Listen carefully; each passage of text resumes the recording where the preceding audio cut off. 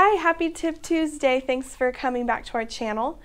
Today we are going to be talking about a specific addendum that is for sellers, and this is a seller in possession addendum.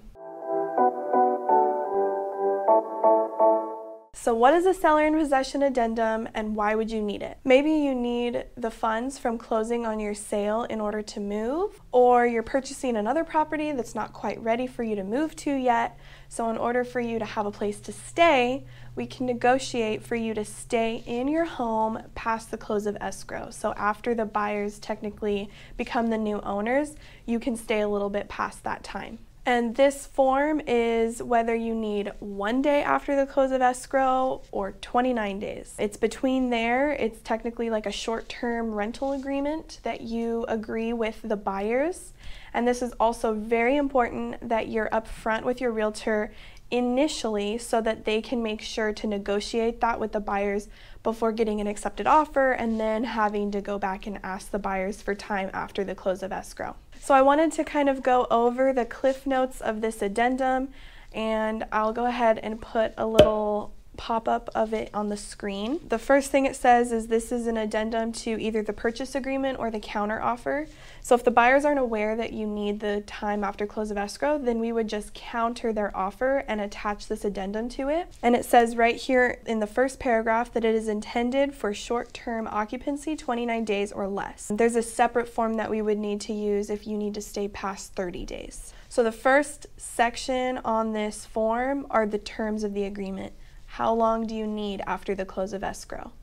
Do you need 1 day, 2 days, 3 days, 10 days? This is where you would put that. Or you could put a specific date that you would remain until.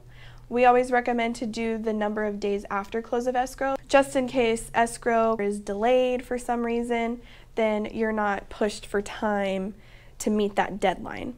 The second really important part of this form is the consideration, payment. Are you going to offer a certain amount of money? Are you going to pay market rent for those number of days? A common agreement of payment is usually the buyer's what we call PITI payment.